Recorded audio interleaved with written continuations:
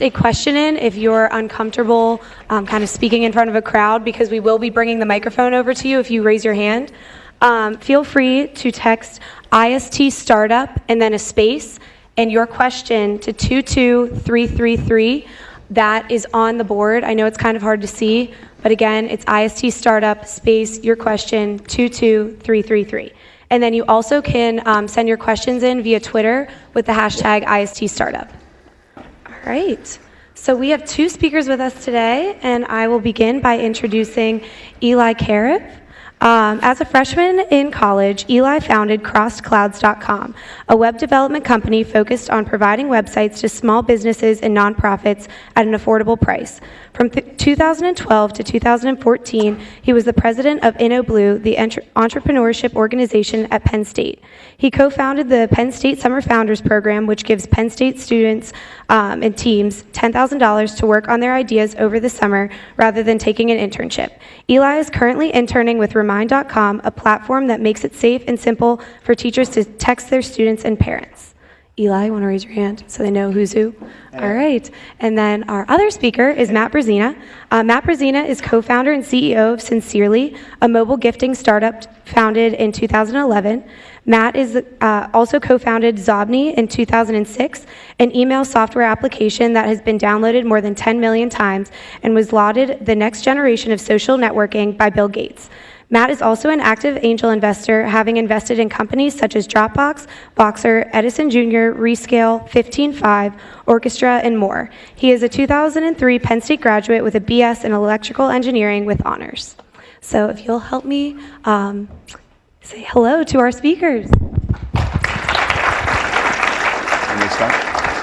Cool. Hey guys, thank you so much for sharing your afternoon with us. Eli and are both, we're really excited to be here and really excited to have this session where we're going to talk about this new program that we created at Penn State.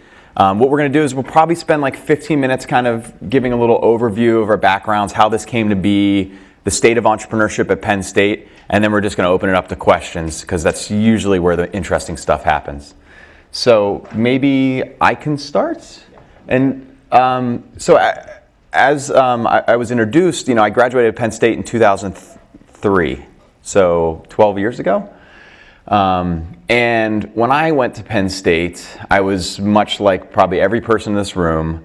I came to Penn State because I knew it had a good engineering school. I worked hard in my engineering classes. I thought if I work hard at Penn State, I get trained to get a job at Lockheed Martin or Accenture or one of those types of companies.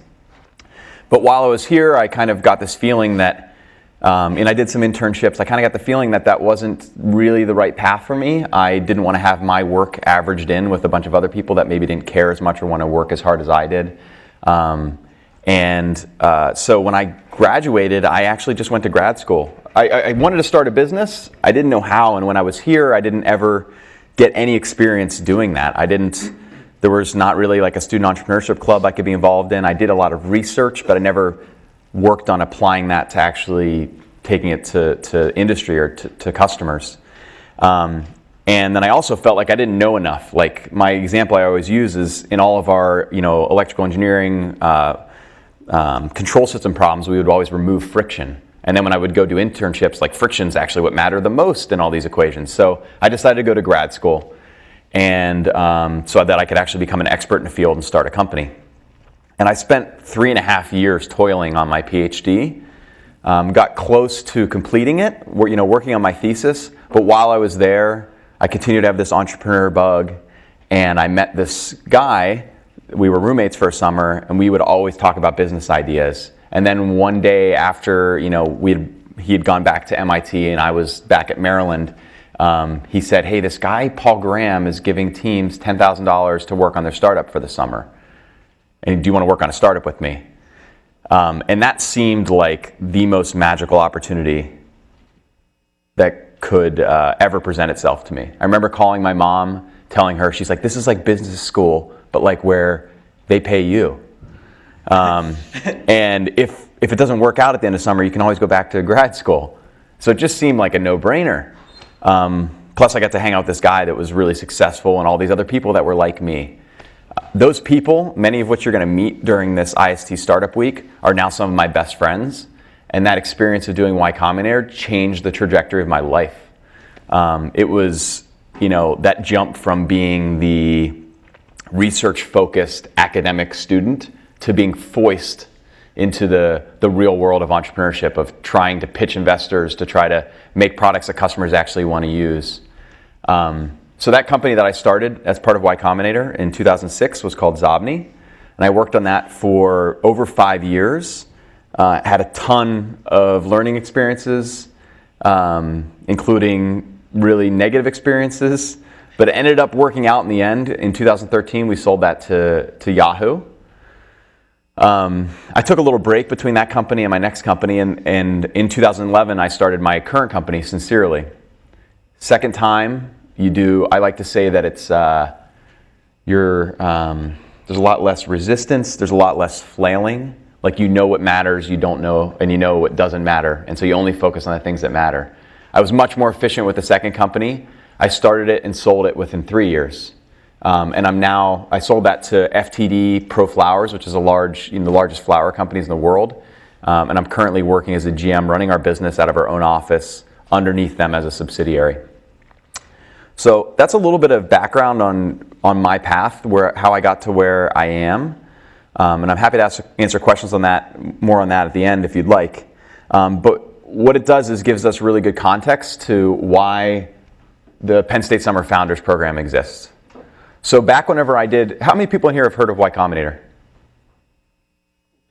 That's awesome. Everybody else should probably research it.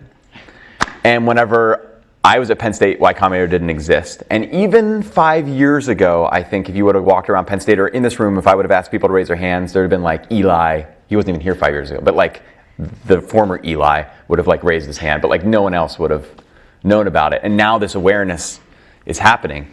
But the problem is that, well, Y Combinators, you have to move out to San Francisco. It's super hard to get into, and it's changed. Now they're giving more money. It's much more competitive.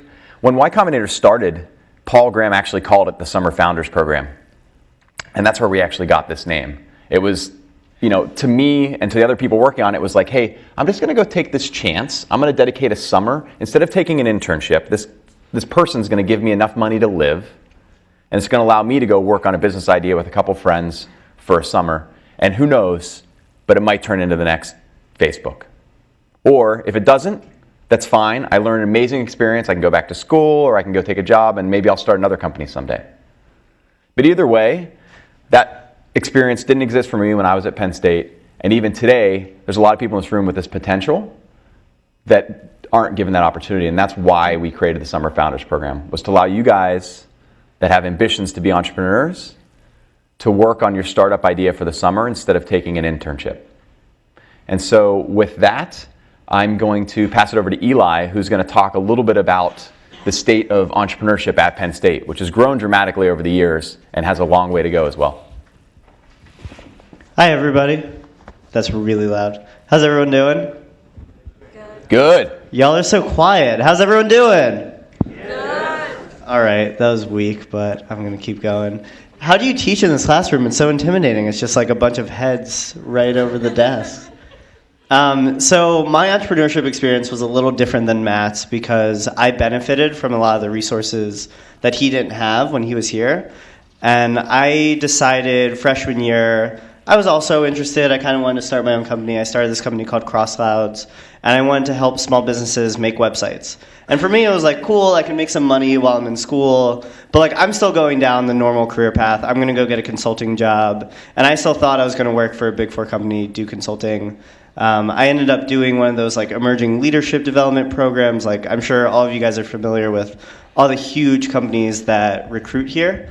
I ended up going down that path and getting super excited to tell other people that I had been accepted. I kept remembering that's what was motivating me. Like when I got the offer to do consulting for a summer, I remember being excited to tell my mom, right? Like I wasn't excited to do it myself, but I was excited to tell everybody else. I was excited to like post this Facebook status that everybody would approve of what I was doing.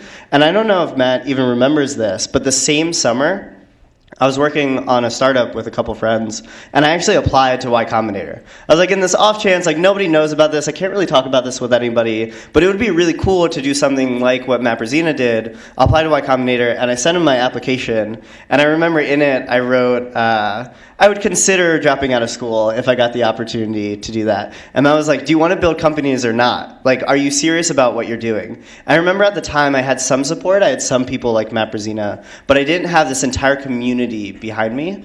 While I was here, this history of entrepreneurship that Matt was talking about, we had programs like Global Entrepreneurship Week evolve in the fall. We had IST Startup Week. 4 years ago, two really big things happened. One, David Rusenko gave a $400,000 scholarship to IST. Not a scholarship, but gave a lot of money to IST to start IST Startup Week.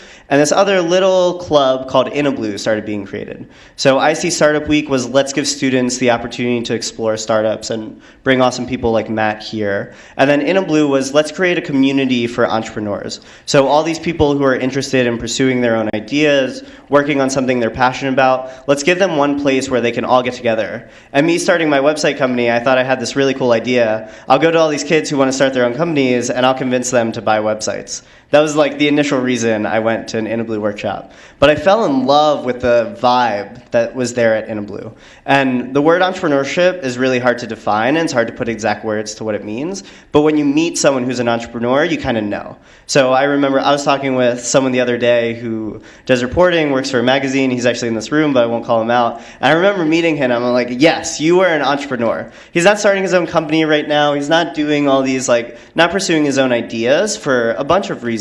But he was definitely an entrepreneur. And when I walked into InnoBlue, I met a ton of people like that. So through InnoBlue, things like Hack PSU evolved. IST Startup Week started getting bigger and bigger. I got to have Matt Brezina as an awesome advisor for InnoBlue. And I got to ask people about some of the things that I really want to pursue, all these problems I saw in the world. I got to have the support of, yes, you can actually solve it. And then now I'm starting my own company after I graduate. So I ended up moving out to San Francisco for a summer. I worked for Mozilla. And I got to see firsthand. So before that, backing up a little bit, I went to University of Michigan, and I went to their hackathon, MHacks, and I just saw this community of people from San Francisco. Imagine Matt, but like hundreds of them all working on their own ideas, doing crazy stuff. Not as successful, don't worry. But just doing really cool projects. I remember one guy was working on some of the transitions on iOS 7. And he was like, hey, what do you think about like if we have the background image fade out? And I was like, yeah, that sounds really cool. And he pushed that update out, and I updated it on my phone. And I was like, like you are building the future. Like whatever you're doing, however you learned it, like I want to be involved in that community. And every single person at this hackathon was talking the same way. They're like, I'm doing this, and it's going to be rolled out tomorrow, and it's going to make an actual difference in these people's lives. And I like really got caught by that vibe. So I moved out to San Francisco, worked for Mozilla, got to have a lot of really cool experiences meeting people out there. And then, yeah, I fell in love with education, started, Thank you for the introduction. I started interning for this company called Remind.com. And again, a bunch of people in San Francisco, they had an idea, they started pursuing it, they raised VC money, and they just took their idea and like really took hold of it and made it happen. And I absolutely fell in love with that. So now what I'm doing and working on the Summer Founders Program, what I've even motivated myself to do and what people like Matt have motivated me to do is find a problem I see in the world. So I think there's a lot of room for growth in the education system and in especially K through 12 education. So I'm starting a company called Abstracted to help middle and high schoolers learn computer science.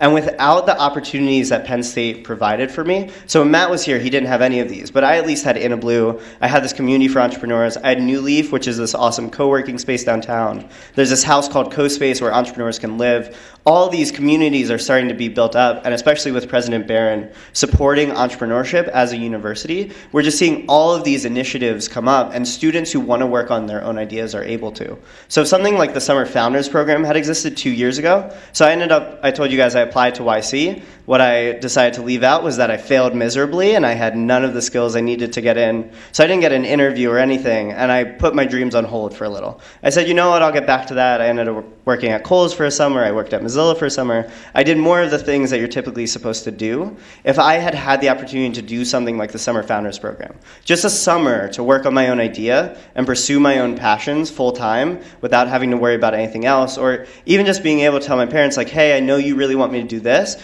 but I'm doing this program. Penn State supports me. President Barron supports this entrepreneurial initiative, and people like Matt Brezina, or 2 people on the board of trustees, Ira Lubert, Mr. Hintz, Brad McGold, like, these awesome people went down this path, and it's how they found their purpose in life. It's how they found their happiness, and they're trying to create a program where other students can do the same thing. If I had that type of program when I was here, there's no question that I would have been on this journey even sooner. So it took you till graduate school, it took me until graduating college, but I'm just so excited to see all these initiatives that are being created at Penn State, and like I'm almost sad to leave now. Like freshman, sophomore year, I was like, yeah, like some entrepreneurship stuff is going on, but I definitely want to move out to San Francisco. There's nothing here for me. Now I'm almost sad to leave Penn State just as it's getting on this rise of all of these initiatives popping up. So that's kind of my experience. And like Matt said, super happy to talk about any questions. Or how many of you think you like want to start your own thing someday?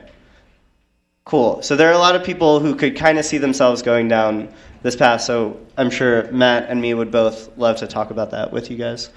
So I don't know if there's anything else you want to say. what's great about having this mic is we don't have to do that lollipop thing, which I hate. So I think at this point it's probably a good time to talk a bit about what the Summer Founders Program is. Like I said, the inspiration for this was 10 years ago, which is crazy to talk about. 10 years ago, somebody gave me the opportunity of going to work on my startup for a summer, the funding and surrounding me with a group of people to do that. And that's the same experience we're creating here in State College this summer for the first time. We're not allowed announcing the teams yet, but there's actually a couple of them in this room right now, and we're really excited to work with them. We had over 60 teams apply for this year's Summer Founders Program.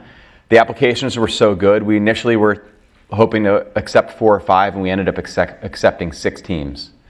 Now, what is the Summer Founders Program? What will it consist of?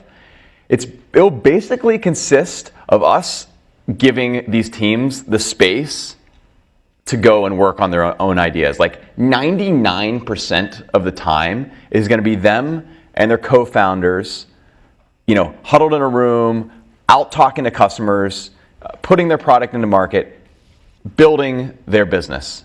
And what we want to do is give them this funding that allows them to focus on that and not have to worry about rent, or maybe what the parents might say about having a summer that doesn't have a resume line, all that kind of stuff. So that's 90% of the time they're going to be spent doing that. Now the program, we have it, officially taking place over 10 weeks on the summer. I know a lot of these teams are already cranking on their projects, on their businesses. But over those 10 weeks, every Thursday night, we are going to have a dinner. This is much like what we had at Y Combinator. Every Thursday night, we'll have a dinner. We'll get together at like 6:30, and every week we'll have a new speaker. So we'll have successful entrepreneurs from State College, from the surrounding areas, from the Bay Area, New York, coming in and spending time with these teams. It's a casual situation where you can, it's a small group. There's only going to be like 20 entrepreneurs and then a speaker. And so you'll be able to kind of intimately ask questions, demo what you're working on and get their feedback, talk to them about problems that you're encountering.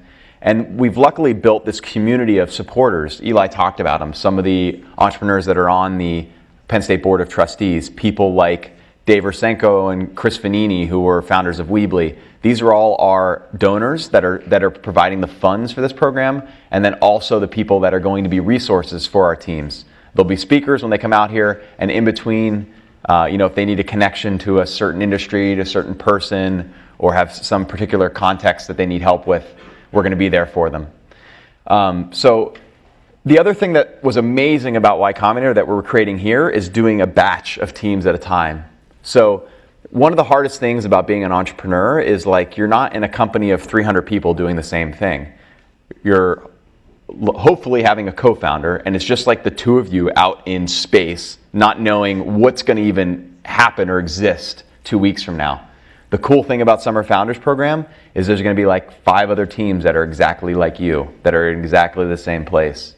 And that community is going to be really, really helpful. What else can we talk about the program? I guess one of the things that Matt kind of glossed over that I think is huge for students to have, and it was almost amazing to me when Matt talked to me about it, is that little amount of structure. So most people trying to create a new program at Penn State or at any university try to think of like, what are all the tools we're going to have to give you? What do we have to teach you? We should do workshops 2 to 3 times a week so you can learn these things. The cool thing about entrepreneurship is that it's your problem that you're solving. It's your company that you're building. You're the only one who knows what the heck you're doing. So Matt didn't come and say, like, we need to teach them all these things and they need to make these companies. He said, we want to help people make an impact in the world. We want people to work on their own ideas. Once we decide who those teams are, once we find people who are really passionate, they're committed to their ideas, and those were 2 of the main things we looked for. Create space around them. Economic space, not having to worry about funding. Mental space of like, I can stay in state college, I don't have to move, I can just ramp up this idea that I've been working on. And then for them to know, 5 feet, 10 feet outside of that space, that there's a whole group of people rooting for them that are going to be there if they tumble, they're going to be there if they need help, if they have questions, if they run into something really hard. But we're not their teachers, we're not their boss, which is hard for a student. You think about that, like most of your life, there's like a teacher who gives you grades or a boss who gives you a promotion. Entrepreneurship, it's just like I said, it's like you in space. And I guess the last thing I would mention that's cool about the program is that it's university-wide. So a lot of schools implement a lot of programs that are specifically, like we have IST Startup Week, which is awesome because it expands to tons of different schools, and I bet there are lots of business students in here. I know a bunch of engineering students are in here. Entrepreneurship isn't for any particular, it's not for like business students trying to make money tomorrow. It's for anybody working on any problem. So whether you're in, the teams we have, I wish we could talk about them, but like 2 are in health, like 2 are helping, like the things they're doing. Hardware, software. Yeah, they range an entire scope of ideas, of problems, and anyone in any industry, like I want to work in education specifically, but that's like such a specific, like I want to do that. I know people who want to work in medical industries. I know people who want to make software. Whatever you want to do, whatever industry you're in, if you see problems, if you see better ways of going about fixing those problems, you can be an entrepreneur, you can work on your own idea, you can find a better solution.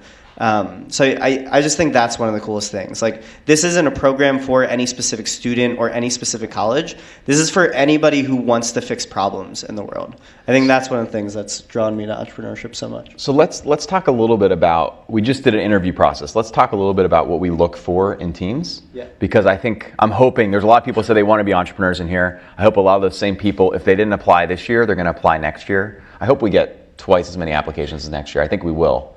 Hopefully someday we can even expand this program to be bigger, so we can give this opportunity to more students. But let's talk a little bit about things that we look for. I think one important thing to point out is that we've been talking a lot about businesses, but we think that entrepreneurs can exist outside of a for-profit business.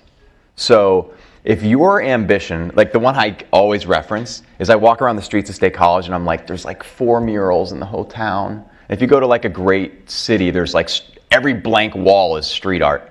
Like if there was somebody that came to us and said, I want to get all the artists of Pennsylvania to contribute their art to the walls of this town, that's super ambitious. That's going to change a lot of people's lives. Like when you walk down the street and you're inspired by art that's like so healthy, that could absolutely be a team that we fund. And there's very little chance that thing's going to make a lot of money because that's not our focus. We're not taking equity in your companies either or in your nonprofits. It's a donation to the university that's then granted to students. So we want you to do good things with the money that we're giving you. We worked hard to make it, to earn it. But we're not taking ownership in your business or your nonprofit. So like I said, if you want to go and you want to change the diets of undereducated people and help them live a healthier lifestyle, and you're going to create a way that you're going to do that for tens of thousands or hundreds of thousands of people, we're interested in that. We're interested in things of scale, things that are going to impact a lot of people. You're going to start a yogurt shop in one town. That's not that interesting. Like, it's a business and it's like probably going to make money. It's not like that interesting. If you're going to make a franchise of yogurt shops that's going to go across the globe, that's pretty interesting. Or Yeah, or if you're going to make some kind of nonprofit that's going to have impact across a huge audience, that's really important to us. What else do we look for? I would just say one of the other coolest things that we look for, and I think it aligns a couple of interests and goes back to the initial message of entrepreneurship. We were looking for people who are really committed to their ideas, who are so passionate about it. One of the questions we asked was, if you don't get this grant, what are you going to be doing? And most of the teams that got accepted said, this is what I want to do. Like, I have these other opportunities. I might have to take a job for the summer, but I'll work on this in the evening.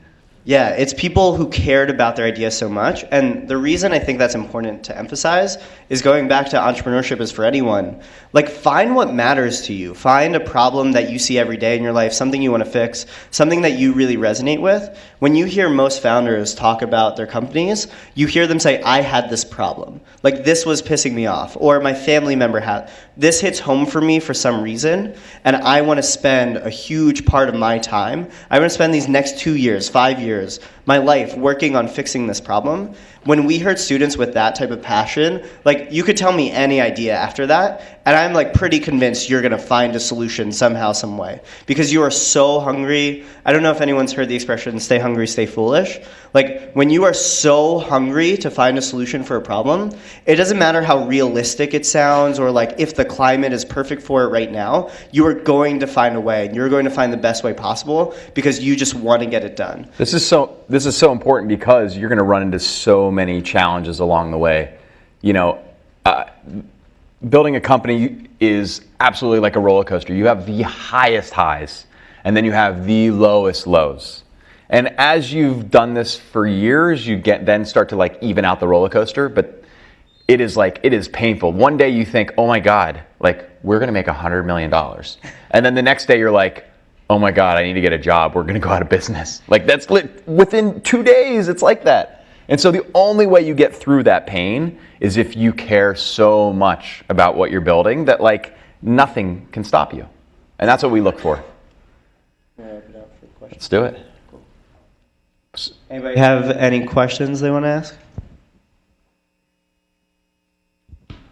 Don't everybody raise your hand at once. Yeah, we got one here. Wait, can you guys, whenever they ask in the audience, Repeat it. Yep. A lot about forming a business is going to maybe to the sale of the company or what you're going to do. You're looking for an exit strategy in some cases. What are these companies that purchase? How do they integrate with their current product? You hear about all these companies that get sold for billions of dollars. How are they going to make that money back? So the question is, when you build a company, a lot of times, most times if you take investors, there's then an exit strategy. You're going to IPO this thing or you're going to sell it to somebody. And he's asking about, they put all this money into something. They buy Tumblr for $1.2 billion. Yahoo buys Tumblr for $1.2 billion. How do they get that money back? So I could answer, I've sold 2 companies, and I can speak to like what they cared about with those businesses. And it's really interesting. I've helped a lot of other people sell companies. So been intimately involved in probably like 10 transactions. Usually, so the biggest motivator, like the reason somebody will pay the most money for a company is if they're threatened that you're actually going to kill their business. So the best example of that is Facebook's acquisition of Instagram. Instagram was a serious threat to everything that Mark had built. And so Mark paid 1% of his company to remove that threat. And it happened to be $1 billion. It got a lot of attention. That little piece, that Instagram, it's been privately valued now at like $40 billion. Something which is like 5% of Facebook. So he crushed that deal. And he removed the threat. It was so important pre-IPO. For all these reasons, that is how you're going to get the most money in a deal, is if you're actually going to become a bigger business than them and they're scared of you. So that's one thing. Another thing people will buy is technology. So usually startups get to work on the newest and latest, greatest things. In my most recent company, we were building products in the gifting space. People have been building gifting products for thousands of years. Even they've been building, web gifting companies for the last 15 years. What we built were mobile gifting apps. And so the company that bought us, I think they had an app that some contractor did, but They did not have that knowledge. They did not have that technology. Within 4 months of the acquisition, we launched a flowers app using their back end of sending flowers from 15 locations around the world. And we were able to apply our technology to that problem super quickly. And so part of the value of them buying us was like that technology that they now own. They own the IP, all the technology we built, the platform that they're now using to power their apps, we sold to them. Another thing that people will buy is talent. So oftentimes, most times, the best people, so I said this early on, like if you go work at a big company, what you're doing is saying, okay, you're gonna pay me $60,000 because you're gonna average in my work with all these other people, a lot of which are like surfing the internet while they're at work, and other people are just like, they didn't actually study that hard in school and don't know what they're doing. Like you're averaging me in with all those people. At startups, there's like, it's like you and another friend to like average in. Like it's very obvious if you guys are killing it or not. So really good people end up going to startups. If you're really powerful, you're going to go there. You're going to either join one or you're going to start one. And so these big companies, to be able to get talent like that, sometimes they have to buy it. And they'll pay up for it. A big component of the sale of my company, Zobni, was a talent piece. We had a really talented team that knew email and email technology really well. So they paid for that. Back to the technology piece, they'll also value IP. That was a big piece with Zobni. We had 10 issued patents that me and my co-founder wrote, and then 10 patents that we licensed, which is a pretty valuable deal. And that's big for somebody like Yahoo, whose email business is like a B in revenue. I think those are the big reasons people buy companies. Thank you. We have questions over here from the poll everywhere. So this one's specifically for Matt. Matt, what would you say were key things that led to your success, i.e. personality traits, habits, or ideas? So hipster glasses, right? Super, yeah. That's it. It's 100% the glasses. Which is funny. I was wearing glasses before they're cool, man. First grade. And then in junior high, it was I take off my glasses to study, and then junior high people make fun of you. They would like take my glasses and move them across the room, and I couldn't see to find them because I was so blind. So they weren't always cool, but I can probably take some of those. That probably answers the question for whoever asked it. That's right? it. Yeah, just be a big nerd people like to make fun of. No. So I think things that would be helpful. The thing is, I go back and look at, like, if I think back to Penn State, since that's where you guys are right now, like the things that I did that I think were helpful were, I did a lot of different things. I played in the Penn State, Outer Dimensions jazz band. I had my own band on the side as well. I played probably every intramural sport there was, down to swimming. I did like trips to go hiking and camping on the weekends, mountain biking. I did research with like 4 different professors while I was here. I did, 2 different internships. Like I sold programs at Penn State football games and gymnastics and wrestling matches. So I had I washed cars one summer, like just a wide range of experiences. Because then there's a couple things you get from that. The biggest of which is that you can then relate to people of all different walks of life, which is super valuable, because the most important thing you do after you start building a company is hire great people. And the best way to, the best people have tons of options. Like they're never looking for a job. You usually have to steal them. And the way you do that is by personally identifying with them and saying we're gonna have a really good time together and we're gonna take over the world together. And you can't do that if you don't have something to talk about, like them growing up in Bulgaria and the fact that you spent a month there, or the fact that they are, a saxophone player and you've played music your whole life. Like having all those different ways to identify with people, I think is super valuable and helpful to me. Another experience I think that was really helpful was selling. So I mentioned I sold programs at Penn State football games and women's gymnastics matches, and that you really put yourself out there. It's not comfortable. You get rejected. People are leave me alone, all this kind of stuff. If you're an entrepreneur, you are getting rejected every day. You're always pitching something that you're like so excited about. Like, this program's amazing. It's $4. And it'll tell you about every person on the team. This is before smartphones, by the way, so they were actually really valuable. And then people are like, leave me alone, that's too expensive or whatever. And you just build this hard skin and you can laugh it off.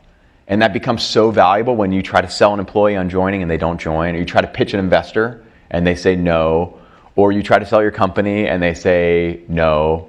Like, mostly you always hear no's, and it's so valuable to sell stuff and learn that no's are on the way to yes. I do also think that it was really valuable that I studied engineering, because I want to build technology companies. If you want to build technology companies, you better understand technology, because most of the people that work for you are going to be technologists, and you're not going to understand what a good technologist looks like. You're not going to be able to evaluate hiring them. You're not going to know if they're bullshitting you on, like, this takes 5 weeks and it actually should take 2 weeks. So it was really helpful to have that engineering background. Eli, what do you think? What else helps? I think one of the things he was talking about selling, I think so a lot of people talk about like understanding your strengths and weaknesses and trying to like make up for your weaknesses or really work on those. I think the biggest thing in entrepreneurship is understanding what your strengths are and really emphasizing them. So like Matt happens to be a really charismatic guy. And there are lots of people who are very technical people, aren't as charismatic, and they have tons of strengths and they've built amazing companies.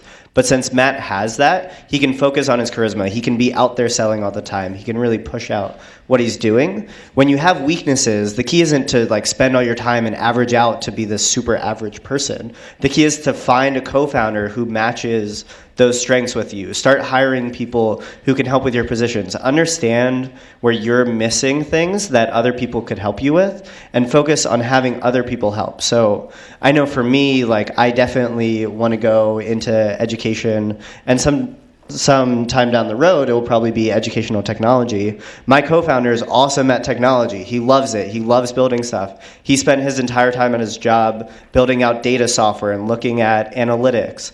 I love marketing. I love pushing things out there. I love selling all the time. The two of us together have two really strong strengths, rather than trying to balance yourself out and be the super average person and find someone else who's also like the two of you together are two average people who aren't going to do anything phenomenal. Find what your strengths are and really play to those, and really try. Like, every one of you has something you're really good at, and this goes back to doing what you're passionate about. You have something that really matters to you. You have something you're really good at. You have something you just love doing more than anybody else.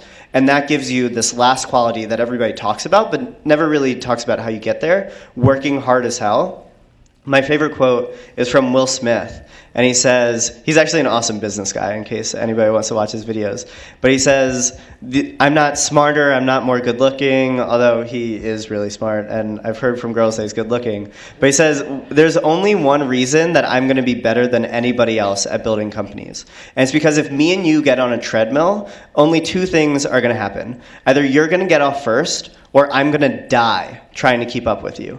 He finds things that he's so passionate about that matter to him so much that he's willing to do everything possible to focus on them. So when you find what you really care about, that becomes one of your strengths. Nobody else loves solving the problem as much as you do, and that keeps you motivated to work hard every single day. Like, I know for the company I'm working on right now, like, I hated reading research papers all through college, but I love solving the problem of education. So I look at research papers every day. I look at how do we measure grit in schools? How do we look at resilience? What is the National Science Foundation supported grants for? Like, those are all things that would have sounded so boring to me in school, but since I'm doing something that I care about so much and it's a problem I really want to solve, that has become one of my biggest strengths. Like, I'm insanely passionate about what we're doing and just want to spend like every day working on it. So I'd say those two things really help you when you're starting your own company. I really like the hiring for your weaknesses. That's spot on.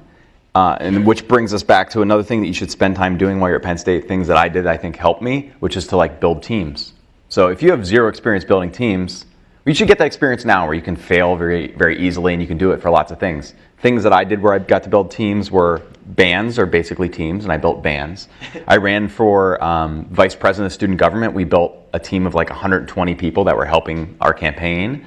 Building those teams is like, how do you motivate people when you can't pay them? How do you do that? That's like, if you can do that, then just imagine if you can actually pay them. Next question. All right. I failed to mention that there is a 160 character limit for Poll Everywhere. So for these questions, I'm going to guess using context clues how they end. But from now on, if your question's longer than that, just send 2. All right. So the first question is, as a business entrepreneur that is not entirely tech savvy but has great app ideas, what is the best way to go about finding programmers for that app? Learn to code. Yeah, the easiest way would be to learn to code. At least explore it. Oh man, I get this question so much. Literally every single day. This is Every day. the most common question. Yeah. So I'll start with, while Matt thinks of how he's been able to help so many people with this question. Let me start. Just have you searched the App Store? Does it actually even exist yet? Most times people don't even search. Like if people want this so bad, somebody might have already built it. Go ahead. So what I do with that question, so we get people come up for InnoBlue or just people starting their own idea and they come up with a similar thing. The first thing I want to test is, do you actually care about your idea? So like, it may sound really exciting to you right now, but what you've told me from that question is that you haven't really worked on building it at all, and you probably haven't spent that much, like maybe you've told a couple friends and maybe you've worked on it a little bit, but like, do you actually care? And are you really passionate about it? Like, that's the first thing you have to ask yourself, and like, are you willing to put the time into actually building a company around that idea? And that question alone, although it sounds unrelated, filters out probably like 95% of people with that question. After that, there's this concept called MVP. It's called minimum viable products. Raise your hand if you've heard of MVPs before. So some, but I'll still have to explain it. So it's basically, with the least amount of effort possible, how do you go out and test the assumption that people actually want your product? So when you say, I want to build this awesome company and this company is going to be so great, what you're really saying is, if we built this, there for sure would be demand on the other side. If I built this really cool app, there would definitely be like hundreds of thousands of people using it, everyone would love it, they would gain value from it, and that's a huge assumption to make. And before building it, you can't really test that. And no like developer is going to say, yeah, let's put all my time into building this, and hopefully on the other side of that, we'll find out if it works or not. Nobody wants to do that. If you can create a prototype of your product, is Kaylee here? She had that timeout prototype. Awesome. So Kaylee was creating this app where you basically press it and it makes you get off your phone for a little bit. So with your friends, you agree together to not be using your phone, and you get points based on how long you don't use your phone for, and potentially has uses in classrooms, etc. But she wasn't a developer, and she didn't know how to actually make that app, but she needed to test the assumption that people would actually use it. So she made literally a card, like plastic. She printed out a card. She was a designer, so she used her strengths, made a card that people would just put on top of their phones. It was the exact size of your phone. You put it on top of your phone, and when you're using it, like, you and your friend agree to put the cards on your phone and don't use the app for a while. And she gave those cards out for free and tested if people, I might be butchering how she did the MVP a little bit, but from my memory, she was testing if people would actually want to stop using their phone. Like, do people say, like, yeah, I'll totally use that card, but then they hear their phone buzz and they take the card off and they start checking again? You have to start checking your assumptions as quickly as possible, and most likely you don't need a developer to do that. So I mentioned that I have a co-founder who's a developer. We've been working for about a month and a half so far, and we've built nothing. We are like trying to spend as long as possible building absolutely nothing, because we just want to test assumptions. We talk with teachers, we talk with students, we talk with people starting their schools, and we say, if this existed, would you use it? Oh, you need like some prototype of that? Okay, we'll make one class. Instead of making an entire curriculum and trying to sell, we'll make one class. Are you going to use that? Would you be willing to buy 7 weeks worth of curriculum, for example? So try to make prototypes, and that's definitely something you can do without a developer, and test the assumption that people actually want to use it. Once you start getting actual feedback, it will be a lot easier to convince people to work with you on what you're doing. And then developers are people too with their own ideas. Yeah. And so it's not like idea guy and then just like build guy. It's kind of like you want to find somebody who's shares equal passion with you for this idea, and then your idea is going to change because they're actually going to have other opinions about it. And being kind of open and respectful about that will be really helpful. And then everybody should learn a little bit about how to code. Something called, I think IBM made something called Lumix recently, and it's like to help design apps, like without having to have Yep. Find that place you can add value, like going out and talking to customers, getting all those results. Designers, like a great combination for an early team is a developer and a designer. because then You they use Tinkerlearn, right? I think Tinkerlearn teaches Oh. iOS development. Like, Yeah. there are tons of awesome online resources to learn this stuff, so start diving into it. All right, you ready for the next one? yeah. Have to stand up. No, you're good. It's just so people at home can hear you. So you just talk. People at home. Yeah, we're like live streaming. Oh, So okay. I would- All right. So I actually just heard about this startup week thing. I'm already I want to start a company, and I'm going to be starting this, applying for this startup founders program next summer. We're doing our job.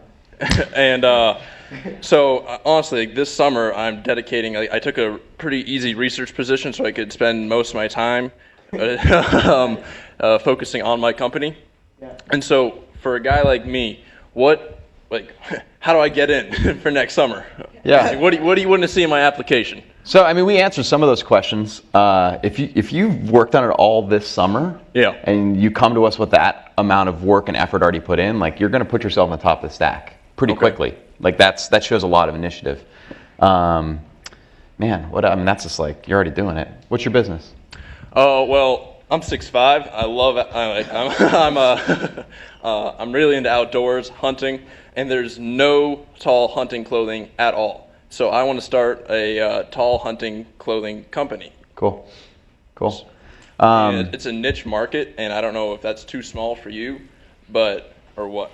Hunting's huge, especially in Pennsylvania, and I brought it out to California. I got my 30-aught out there. Guns and religion here, you know. Yeah.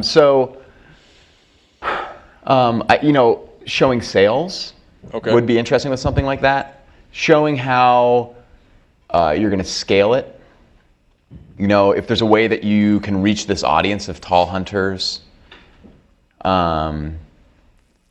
Showing that you've gotten other people to be motivated and excited to work on it with you. So none of the teams that we accepted were single founders. We will accept a single founder. My friend Drew, who you're going to hear from later in the week, who started Dropbox, went through Y Combinator as a single founder. He was one of the first ones they ever accepted. And he eventually then got a co-founder. So, you know, that can happen. But usually, if you're just by yourself, you have nobody else pressuring you to be like, dude, like, why didn't we get any work done this week? Or like, dude, what did the customers say? So we really think it'd be good to have co-founders. That'd be something else to make your application strong. But I think it's cool. Definitely apply. I would also say Penn State's doing a great job in creating some of those initial resources that you can use to start taking the steps to get to be a kind of summer founders program level team. There's a Lion Launchpad, which I think is within IST. Is that right? Someone can what? Engineering. That's what I said. Engineering. There's like coming to IST Startup Week is a great example of like you're doing things that get you in front of the people that you have to talk to. Find communities. Yeah. I feel shameless pitching it because I was the president last year, but join In a Blue. It's a ton of like-minded individuals that you'll get to hang out with and you'll get to bounce your idea off of. And like, there's no way we could predict all of the roadblocks. So Matt just did his best job at predicting the roadblocks you're going to run into. So how do you scale? Is there actually a market? Do sales because it proves that people actually want to buy this besides just you. Like those are all roadblocks and we could try to predict all of them for you. The best thing you can do is be around people working on similar things. Be around people that you can bounce your idea back and forth with. Find a mentor. Talk with Mark Gagnon from AgSci. I know he worked with a project where they were creating clothing for hunting, and they did a Kickstarter program. Yeah, they made like $100,000. Like, talk with that team. Start finding people who are doing similar things to what you're doing and get advice from them. Thank you. Okay, we have another question over here. They say networking is a key to success anywhere. Can you talk about how you started networking and mention some general networking tips? I'd love to answer this question because I hate the term networking. I hate it. Like, networking feels like a word that's like, I'm here to like find a way to use you later. Which is like not the way I approach it at all. And if you're approaching it that way, like the only time people go to networking events is like when they need a job. I don't even go to like networking events. I go hang out with people that I have a shared passion with. And through those shared passion, we build lifelong bonds. And then those relationships come back to serve you over time. So the best way to network, if we will use that word, and again, I do not like that word. If we were going to do that, I would say, explore these passions. I talked about some of the ones that I had during college. I worked on the SAE, like automotive racing design team. I worked on solar panel research. Like these are just things that I've like always cared about, right? One of the biggest ways that I network right now is actually through my passion for wind sports. I go, kiteboarding and sailing a lot. And some of my best friends actually came up with the idea for Sincerely on a kiteboarding trip in Maui with another entrepreneur. And then we kind of came up with this idea. He kind of helped start it with me. And then one of the people who funded it was actually on that trip with us as well. And I'm actually going back to Maui with them again in a couple weeks. Like it's awesome. So that's like we were networking, but really it was like over kiteboarding and beers. Yeah, so as the founders of this, 5-10 years down the line, do you see the Summer Founder Program as being a huge Penn State hub, or do you see it as kind of a third-party program that you want to apply to a bunch of different colleges? It's a great question. We've talked about that. Yeah. One of the interesting things that came out of putting this out into the ether, it was on TechCrunch and things like that, is like, I remember specifically like students from MIT wrote me and were like, how do we get this at MIT? And I was like, dude, we're beating MIT. Like that's awesome. Because I actually was right next to MIT when I started, that was where Y Combinator was. So we want to endow this at Penn State perpetually into the future. We think this should always exist as an opportunity for Penn State students. And Eli and I've talked about, Eli is really interested in education. And I guess we both are, but like that's his real big passion. We talked about how do we open source this so that other universities can copy it. We copied a little bit of something that happened at Purdue and a little bit of something that happened at Stanford. The university was good. Like that helped grease the skids of making this happen within the university.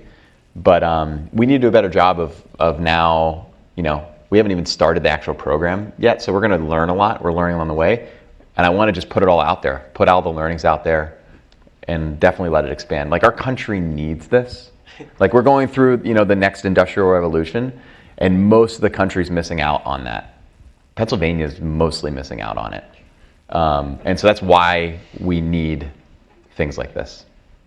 Yeah, I think it's cool that we've been asked that question a few times, and like even just getting to that, like 6 months ago we told this idea to people and they were like, no way. Like you're not going to get the money for it. Penn State isn't going to approve it. Like it's just not happening. So you can stop dreaming a bit about this like pie in the sky idea. And now we're at this point where it's like we haven't even launched the first summer yet, and like proving that it's a successful program is part of what we have to do. Like the teams that ended up being selected, those 6 teams, like they're going to have to do some awesome work to prove that we're doing something that's actually useful. And like Y Combinator speaks for itself in the success of its alumni. It's people like Matt and Drew from Dropbox who do awesome things. So after we find a way to prove its efficacy and prove that it's actually something successful, we've seen so many students from MIT. I have my friends from UPenn who are like, yes, we really want something like this. And I think it's so cool to see that Penn State is at the forefront of this. And again, it goes back to like, I'm just so thankful that President Barron is here and is pushing forward entrepreneurship so heavily. Like for us to be doing something before, yes, some schools like Stanford and Purdue, Maryland has a really good program. University of Michigan is doing lots of things. Giving $10,000 to 6 teams with no equity and almost no structure for their entire summer, like that's pretty unheard of. And for us to be able to be one of the first schools in the entire country to do that, like hell yeah, I want to have that be at other universities. Like I know there are students out there who are passionate about problems and they want to solve them. And on the other side, I know there are alumni of those universities who found their success, they found their purpose, they found their passion through entrepreneurship, and they want to find a way to give back. And they don't want to just like build a building. Yeah, they don't want their name on some building and like hope that it helps someday somebody. They want to give back to people who are just like them, like what Matt was saying about he resonates with certain people and that's how he gets them excited. Entrepreneurs resonate with future entrepreneurs. Like if you're starting your own company right now, there is an alumni out there, whether it's Matt or somebody else, who really wants to help you do what you're doing. That exists at every single college across the country. I definitely see it being something that expands all across. I'll add one 5-second thing, which is we found a really important equation that worked to help make this happen. The first thing is to have basically alumni, donor, entrepreneur, somebody who wants to see this happen. That's kind of the role that I played in doing this. Said, I want to find a way to give back and I want to help people have the same opportunity I had. The second was having somebody at the university, specifically in development, that basically knows how all the mechanics of the university works and can like do the paperwork and that was Sean Miller from the Honors College to help us do that. And then was having a super passionate student that knew all the entrepreneurs at Penn State, that like was on trips with, board members or trustees, board members. That's Eli, that really helped grease all the skids, raise a lot of the funding, and get all the best students to apply. So that's the equation that we would go out to put to other universities to make this happen. All right, we have time for one more question, and it's actually the question that we've been asking all of our speakers, and that's because Matt needs to leave to go to the Idea Makers Challenge to judge it. And if anybody has time today and wants to go to 262 Willard from 6 to 8 and watch some teams pitch their startup ideas and Matt judge them, feel free to go to that. So our last question is, could you share with us what you believe the next big thing or the next wave will be in your industry? Do you know? I'm trying to make it. So Yeah. computer science is this thing, like you just heard Matt say, like everyone should learn a little bit of coding. And you see really cool movements like code.org, Hour of Code. Like Barack Obama coded for an hour. Like he has a busy ass schedule. He has a busy schedule. And he devoted an hour of his time to sitting down with girls from low income schools and helping them code. So like it's important, yet less than 5% of schools in the entire US teach AP computer science.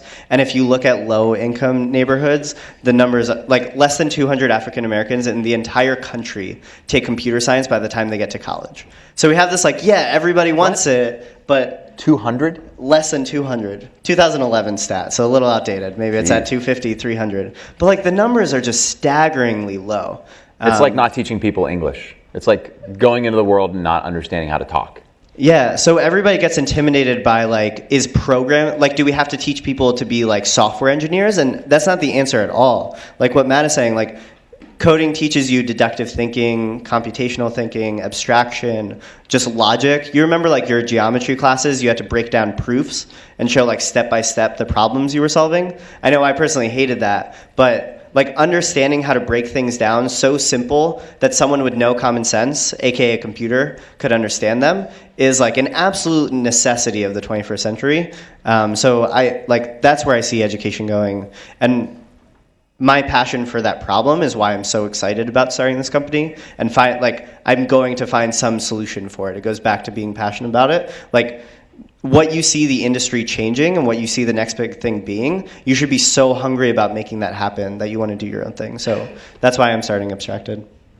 I agree with that. And then for me, what I see as the next big thing is the intersection of our environment, the health of our planet, and how that intersects with our built environment, how humans live in it.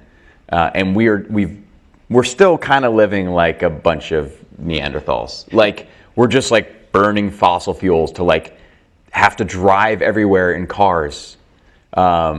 It's really crazy. It's really unhealthy for our physical bodies. The obesity rate in this country is basically entirely based on the fact that people don't walk anywhere. They just drive from grocery store to work to movie theater, and instead of living in an active environment. So I really believe in a future that's much more urban, a healthier urban that has a lot less cars, that aren't burning fossil fuels, where people are using active modes of transportation. It's better for our minds, it's better for our bodies, and it's better for the planet we live in. I think that's the next big thing. All right, perfect. Well, thank you so much, guys, for coming. Thank you for all your questions. SFP next you, summer. guys.